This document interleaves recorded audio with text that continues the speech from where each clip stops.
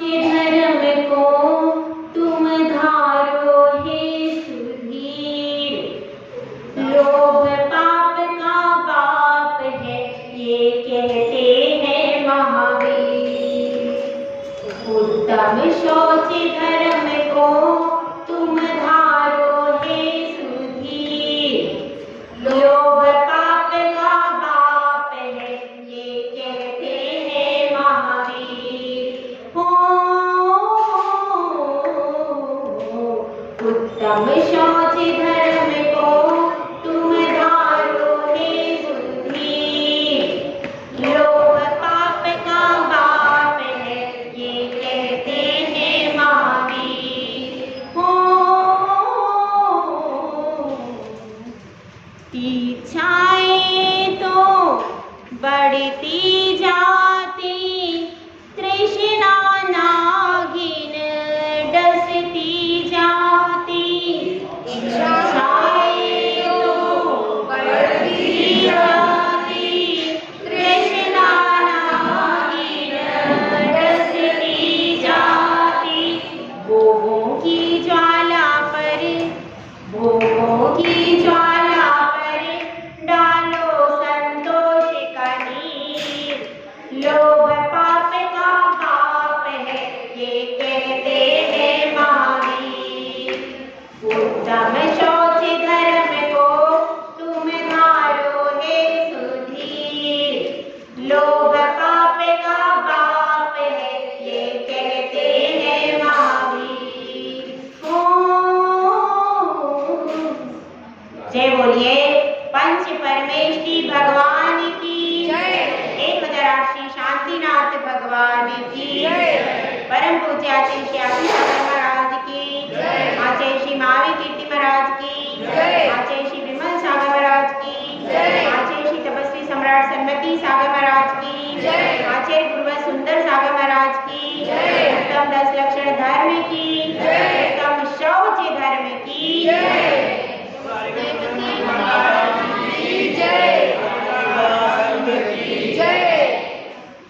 धर्म प्रेमी भव्यात्माओं,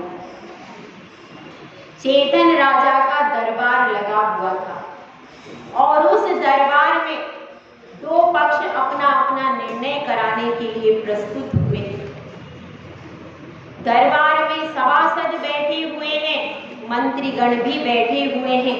एक तरफ रानी साहिबा बैठी हुई हैं और सेनापति मंत्री आदि सब बैठे हुए हैं और उस दरबार में दो पक्ष प्रस्तुत हुए हैं।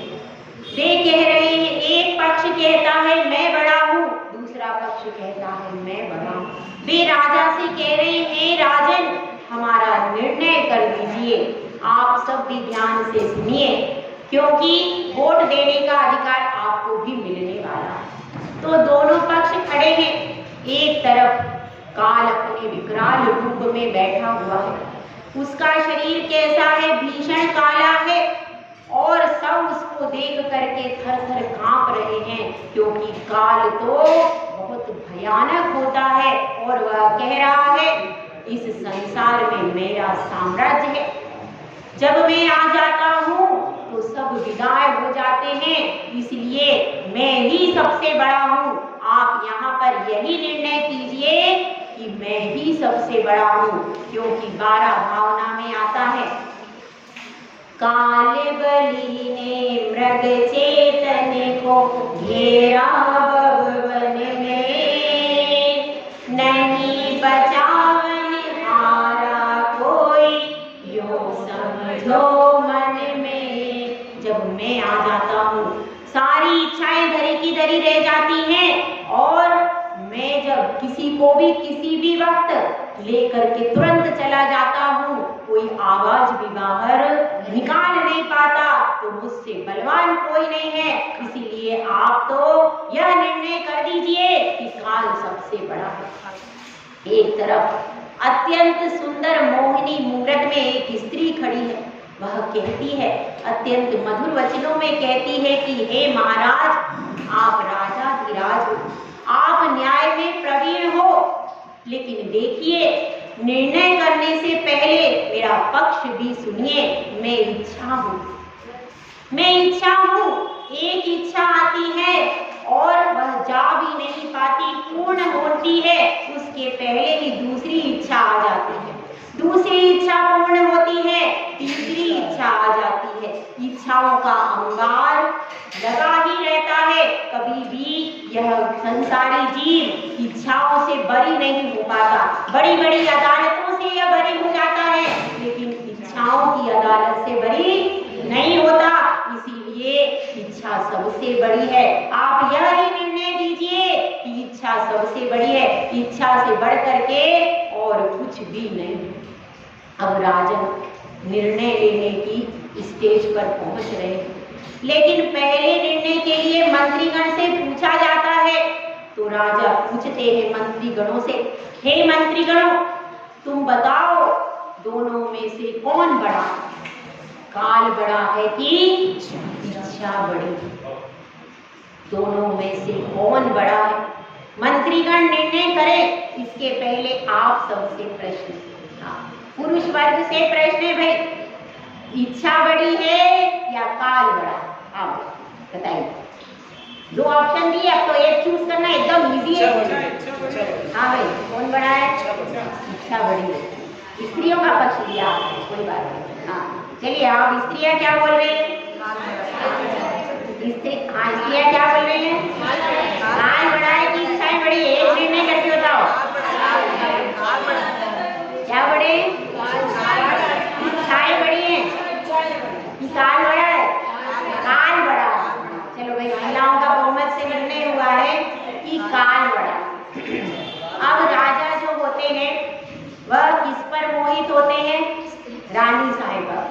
तो उन्होंने कहा ठीक है, अब पहले मंत्रीगण से पूछते हैं, क्योंकि सभा का भी कायदा रखना पड़ता है। वैसे तो उन्होंने सोच लिया था, जो रानी साहिबा कहेंगी वही मानूंगा, क्योंकि मुझको वापस अंतापुर में जाना है। इसीलिए, मगर फिर भी एक औपचारिकता निभानी होती है, इसलिए वो मंत्रीगण से पूछते हैं कि हे मंत्रीगण, तुम बताओ कौन बड़ा है, इच्छा या काल?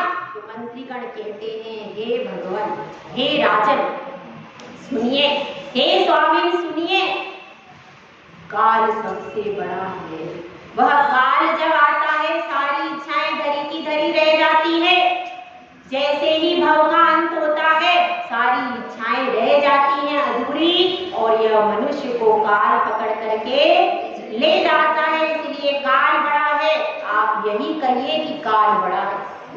अब राजन धीरे धीरे से मंद मंद मुस्काती हुई उनकी रानी साहिबा की तरफ देखती है, उनकी महारानी की तरफ देखते हैं। वह भी मंद मंद मुस्काती है और कहती है, अब राजन पूछते हैं कि हे महाराज जी, आप नीति कुशल हो, आप सौंदर्य की भी साम्राज्ञी हो और ज्ञान की भी साम्राज्ञी हो, आप बताइए कि दोनों में कौन बड़ा है?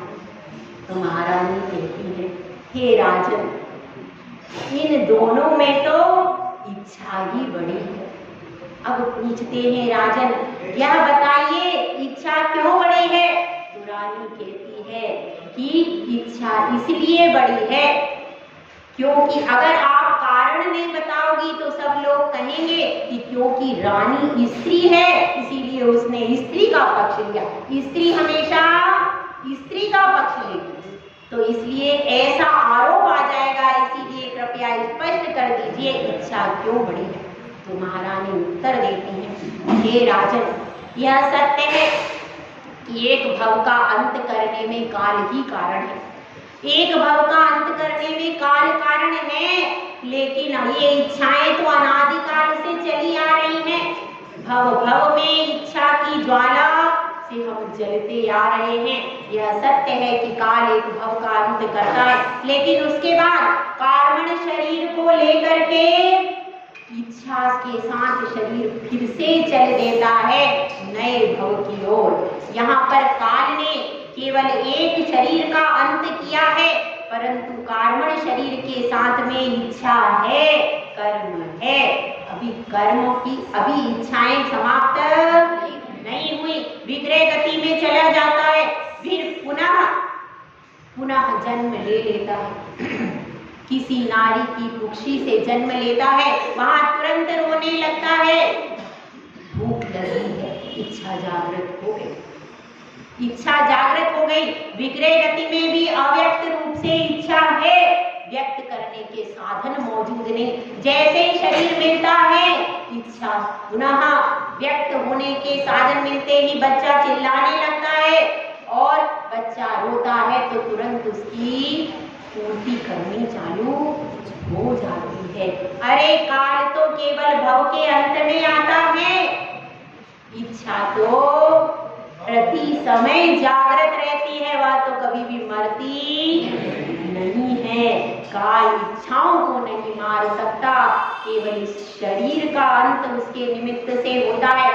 काल जीवन में सिर्फ एक बार आता है, एक भव में सिर्फ एक बार आता है, लेकिन इच्छाएं तो एक भव में अनंत बार आती हैं। जिस प्रकार से समुद्र होता है, समुद्र में लहरें कभी खत्म नहीं होती, समुद्र में लहरें कभी खत्म नहीं होती, उसी प्रकार से ये इच्छाएं प्रतिपल उपजती है और विनष्टी रहती है। इसलिए हे राजन, इच्छाएं सबसे बड़ी है बंधु। यह चेतन राजा इच्छाओं का गुलाम बना हुआ है। आज का दिन यही कह रहा है। आज का दिन कौन सा है? उत्तम शौच सर्व जग जाना, लोभ पाप का उत्तम शौच धर्म। आज उत्तम शौच धर्म का दिन है। शौच धर्म वास्तव में क्या है? शौच धर्म यह कहता है कि इच्छाओं का सीमित कर लो, इच्छाओं को सीमित कर लो, भोगों की ज्वाला में जलना बंद कर दो। यह भोगों की ज्वाला से आपकी आत्मा प्रति समय झुलस रही है। इस ज्वाला को शांत करने का उपाय अगर किसी के पास है तो उत्तम शौच धर्म के पास है। जब तक इच्छाएं बढ़ती जाती है, बढ़ती जाती, हम पूरा करते जाते, लोभ बढ़ता जाता है। यह एक पूरा चक्र है। इच्छाएं आती हैं, हम संग्रह करते हैं, संग्रह से लोभ बढ़ता है, लोभ से संसार बढ़ता है और अनंत संसार में हम परिभ्रमण करते रहते हैं। यह पूरा लोभ का चक्र है जिसमें यह जीव अनादिकाल से फंस रहा है। तो बंधुओं, हमको विचार करना है। उत्तम शौच धर्म कहता है पवित्र बनो। पवित्र बनने के लिए कुम्हार गया था नदी के पास और वहां पर मिट्टी को देखा था। पहले वह लाल हो रही थी, क्रोध से लाल हो रही थी, तो उसमें क्षमा का पानी डाला था। उसके बाद फिर उसमें कंकर थे, कठोर थे, तो कठोर कंकरों को नरम बनाया था। किससे? मार्दव धर्म के द्वारा। उसके बाद आर्जव धर्म आया, मिट्टी बिल्कुल सरल हो गई, उसमें एक भी कंकड़, एकदम मुलायम हो गई, एकदम सरल हो गई। जैसी ऊपर थी वैसे ही नीचे थी। पहले तो ऊपर नरम दिख रही थी, अंदर कठोर थी, लेकिन सरलता का धर्म उसने अपनाया और वह मिट्टी एक जैसी हो गई, आर्जव धर्म हो गया। उसके बाद आज किसका दिन है? शौच धर्म का दिन है। अब वह मिट्टी जो है वह पवित्र होगी, उसको पवित्र किया जाएगा, क्योंकि अभी उस मिट्टी में पवित्रता नहीं आई है। कोमलता आ गई, सरलता आ गई, लेकिन अभी लोभ के कंकर उसमें से हटाए नहीं गए हैं। लोभ के कंकर जब हटेंगे तो क्या होगा? मिट्टी पूरी पवित्र हो जाएगी, एकदम पवित्र हो जाएगी। और वह लोभ के कंकर कैसे हैं? मिट्टी जैसी ही है, लेकिन फिर भी वे जब तक लोभ नहीं जाता तब तक पवित्रता संभव नहीं है। पवित्रता के लिए लोभ को हटाना जरूरी है। क्रोध कषाय को हटा दिया हमने, मान कषाय को हटा दिया, माया को भी हटा दिया, लेकिन लोभ तो अभी बैठा हुआ है। उस लोभ को आज हटाने का दिन है। शुचिर भाव शौचम, शौच धर्म की परिभाषा क्या है? पवित्रता का नाम शौच धर्म है। किसकी पवित्रता? आत्मा की पवित्रता का नाम शौच धर्म है। शरीर की पवित्रता का नाम शौच धर्म है। शरीर को तो आप नित गंग जमुन समुद्र न्याय अशुचि दोष स्वभाव ने, आपका अशुचि दोष स्वाभाविक है इस शरीर का। कितनी ही गंगा जमुना समुद्र से भी इसका स्नान प्रति समय करवाते रहो, फिर भी यह देह शुद्ध नहीं हो सकती। इसीलिए अपनी देह को शुद्ध करने का प्रयास मत करो, आत्मा को पवित्र बना लो। जिसने जिसने अपनी आत्मा को पवित्र बनाया उसकी देह अपने आप पवित्र हो जाती है। देखिए, अनंत भगवान ने शरीर को पवित्र बनाने का उद्यम नहीं किया, आत्मा को पवित्र बनाया। उनका शरीर पूरा पवित्र हो गया, मल मूत्र से रहित, पसीने से रहित, सब प्रकार की मलिनता से रहित, सप्त धातुओं से भी रहित, लिक्विड फॉर्म से रहित, शुष्क हो जाती है। सप्त धातु उसमें रहती है पर शुष्क फॉर्म में रहती है। इस प्रकार से तो आत्मा को पवित्र बनाएंगे, शरीर अपने आप पवित्र हो जाएगा। और अगर शरीर को पवित्र बनाने का प्रयास करेंगे तो आत्मा मलिन से मलिन होती चली जाएगी। इसलिए बंधुओं, थोड़ा सा विचार करना है। सबसे पहले देखेंगे तो अपनी आत्मा की पवित्रता तो अभी दबी हुई, उस पर लोभ का शासन चल रहा है, लोभ का साम्राज्य चल रहा है। यह लोभ ऐसा है कि जो सबको वश में करके बैठा हुआ है। एक प्राचीन कथानक से जो हमारे पुराणों में आता है उससे अपनी बात को प्रारंभ करेंगे। एक महारानी अपने शयनागार में शयन करके निद्रा के उपरांत ब्रह्म मुहूर्त में बाहर देखती है, इतना घना कोहरा है, सर्दी में शिशिर का मौसम है, पेड़ पत्ते सब तरफ बर्फ सी जमी हुई है, एकदम ठंडी ठंडी हवाएं चल रही है, कोहरे से पूरा आसमान व्याप्त है, बर्फ गिर रही है। ऐसे कठिन समय में जबकि और वह रत्न कंबल जो कि उसके शरीर से थोड़ा सा हटा था दोबारा उसको लपेट लेती है। शरीर रत्न कंबलों में भी थर थर कांप रहा है और वह देखती है सामने तो देखती ही रह जाती है, अरे यह क्या? आंखों से अश्रु की धाराएं बहने लगती है। अश्रुधारा। समीप में बैठे राजन पूछते हैं, हे महारानी, आपके मुख कमल पर ओस के बिंदु किस तरह आ गए? कौन सा कष्ट है मेरी महारानी को? इस राज्य में कौन सा कष्ट है आपको जो आपके मुख कमल पर ओस बिंदु आज शोभायमान हो रही है? हे रानी, यह कष्ट, इस व्यथा को मुझसे कहो। रानी कहती है, हे महाराज, मैं आपसे क्या कहूँ, आप प्रत्यक्ष ही सामने देख लीजिए। राजा देखते हैं सामने एक वृक्ष पर घुटनों तक धोती पहने वह लकड़हारा लकड़ी काट रहा है और उसके पूरे पैर घुटने तक नदी के पानी में डूबे हुए हैं। अब वह कहती है, हे राजन, आपने तो कहा था हमारे राज्य में कोई गरीब नहीं है, कोई दरिद्र नहीं है, सब संपन्न है, सब सुखी है। मैं रात को जाता हूँ, गुप्तचर विभाग से जाता हूँ, सब तरफ दिखवाया है, सब संपन्न है। फिर यह क्या है महाराज?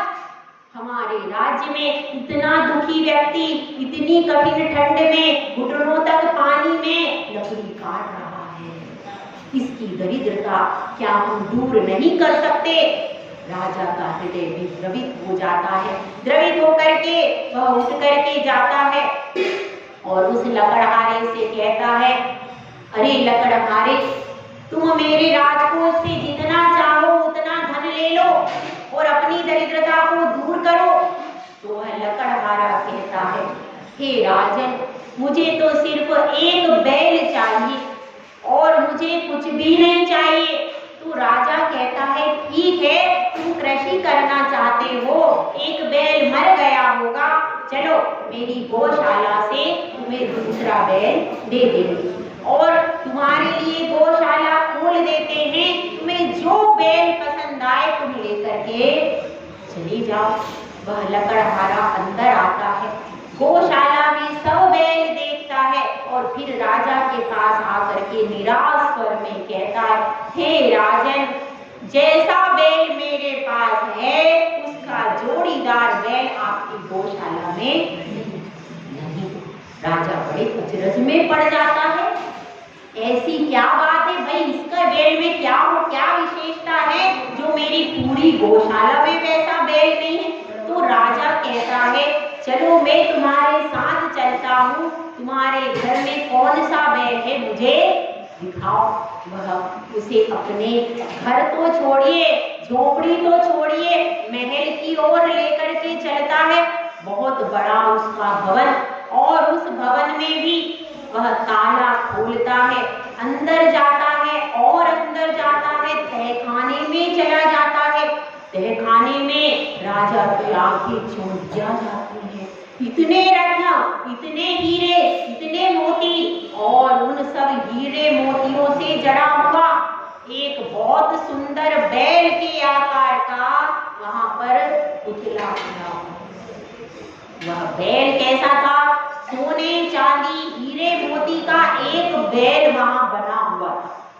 अब राजा दिल सोचता है और विचार करता है कि इतनी सारी संपत्ति के होने पर भी यह लकड़हारा कितना लोभी व्यक्ति है कि उसके बाद भी घुटने पानी में लकड़ी काट कर धन इकट्ठा कर रहा है। ऐसे भी व्यक्ति संसार में हुआ करते हैं। यह किस चीज का लोभ है?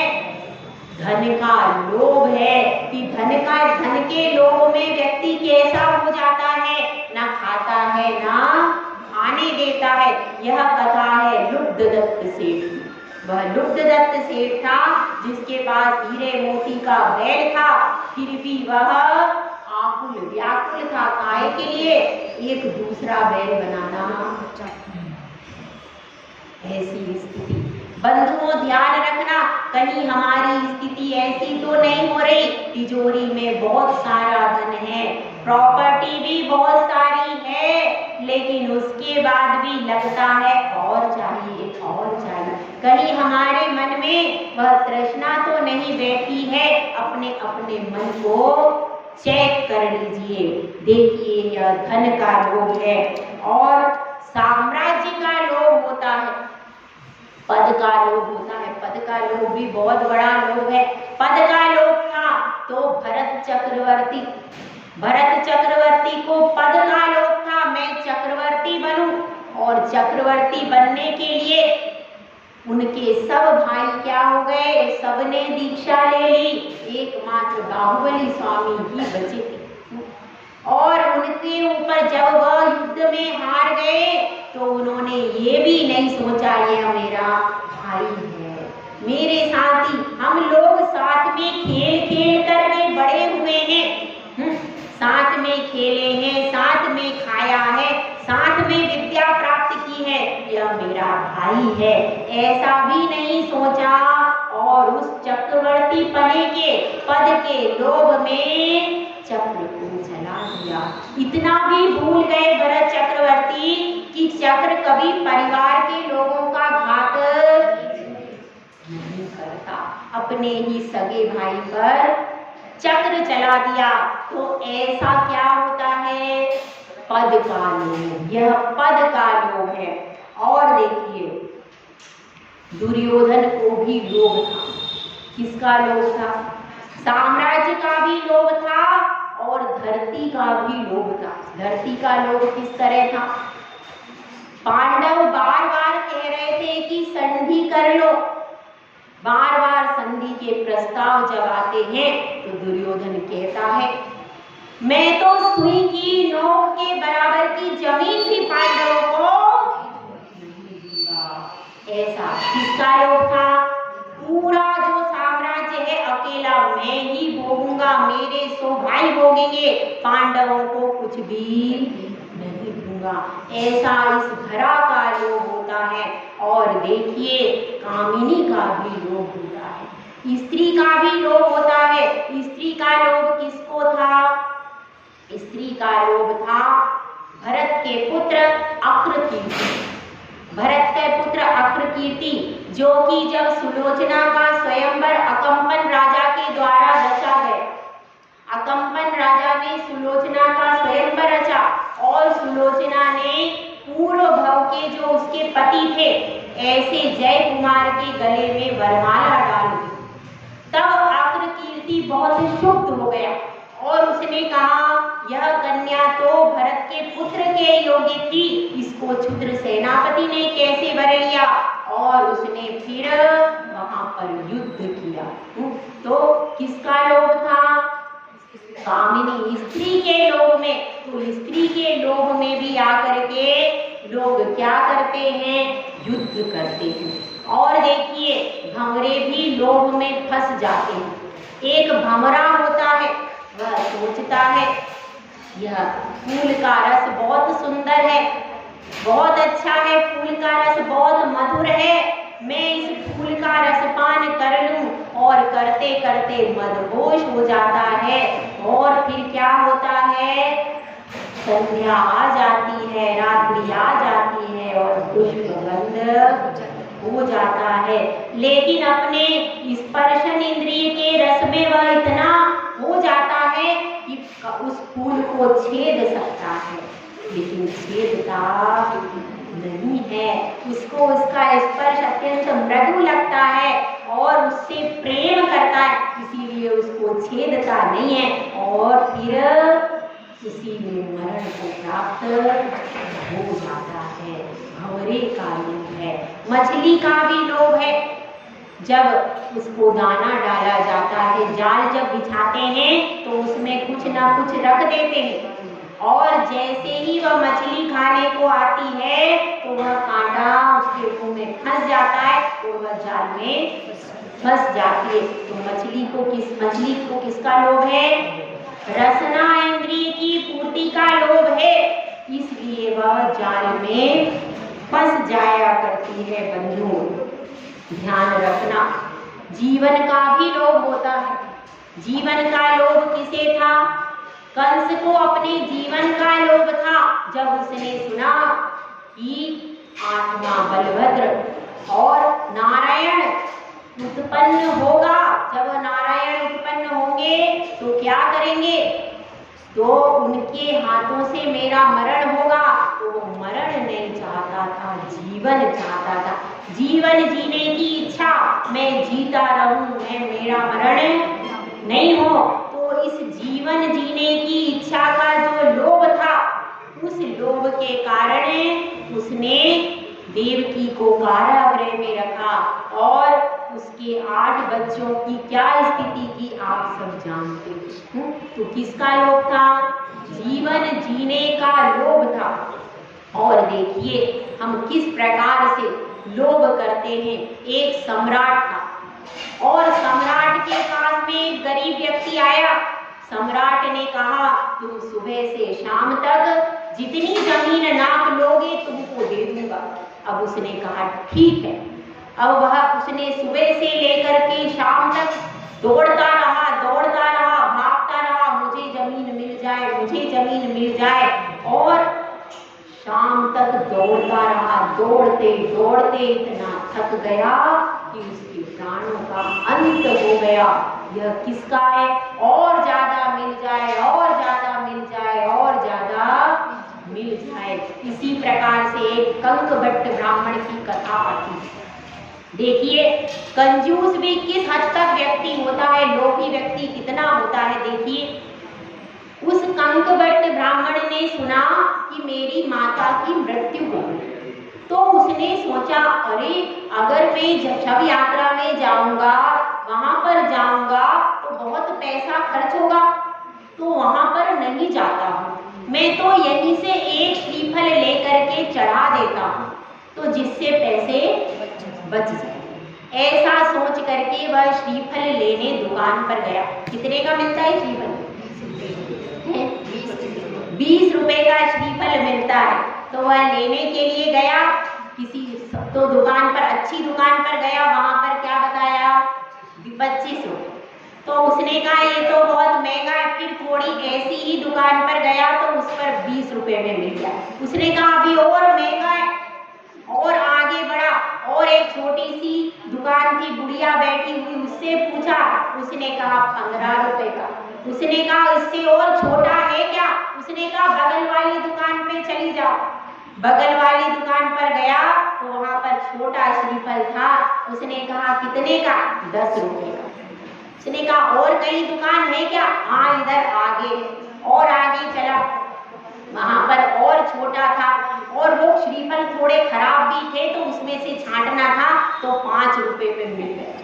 तब भी उसने सोचा भाई 5 रुपए में मिल गया, 20 से मैं 5 पे आ गया, थोड़ा और कम हो सकता है। तो और चला गया एक दुकान पे, वहां पर उसने कहा भाई 2 रुपए का दे दूंगा, अंत्येष्टि की क्रिया है तो चलो 2 रुपए कुछ पुण्य मैं भी कमा लूंगा, 2 रुपए।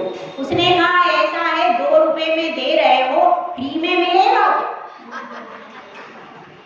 तो उसने कहा फ्री में भी मिलेगा, इधर चले जाओ, नारियल का बाग है, उसमें नारियल लगे हैं, फ्री में ले लो। ठीक है, उसने कहा ठीक है, बेकार पैसा क्यों खर्चा किया जाए, फ्री में ले लो। और फ्री में लेने के लिए अब वह चला बाग में, नारियल के पेड़ पर चढ़ गया। कितना कठिन होता है चढ़ना, पर वह चढ़ गया। चढ़ करके अब वह तोड़ने लगा। तोड़ते तोड़ते क्या हुआ, हाथ से पीछे नीचे जो पकड़ा था वो हाथ छूट गया और वह नारियल के ऊपर लटक गया। अब वह बड़ा परेशान, क्या करे, बड़ा परेशान। नीचे से ऊंट वाला निकला तो उसने कहा देखो ऊंट वाले, तुम मुझे उतार लो, तुम्हें 50 रुपए दूंगा। अच्छा ठीक है, ऊंट वाले को आ गया लालच, उसने कहा ठीक है। तो उसने कहा ठीक है ये मैं, और वह ऊंट पर खड़ा होकर के उसको उतारने लगा। इतने में ऊंट आगे चला गया और दोनों लटक गए। अब क्या हुआ, अब दोनों लटक गए, अब ऊंट वाला भी परेशान, कंकभट्ट भी परेशान। अब तीसरा क्या हुआ, नीचे से हाथी वाला निकला। हाथी वाले से दोनों ने कहा हाथी वाले हम लोगों को उतार लो, हम दोनों तुम्हें 50-50 देंगे। अच्छा, हाथी वाले को आ गया लालच, उसने कहा ठीक है, और उसने वहां खड़े होकर के उतार, हाथ पकड़ने लगा, इतने में हाथी चला गया। अब वो दोनों, अब क्या हुआ, 3 लटक गए। अब क्या हुआ, अब क्या हुआ, तीनों लटक गए। नीचे से घुड़सवार निकला तो घुड़सवार से तीनों ने कहा हम तीनों तुमको 50-50 देंगे, तुम हम लोगों को उतार लो।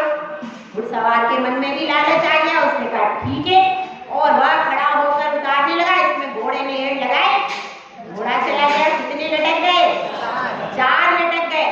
अब क्या होता है, अब ये तीनों कहते हैं किससे, कंकभट्ट से, भैया तुम ऊपर हाथ मत छोड़ देना, हम तीनों तुमको 50-50 देंगे। कंकभट्ट बड़ा खुश हुआ, अरे 50-50 इतने हो जाएंगे, उंगली पे गिनने लगा,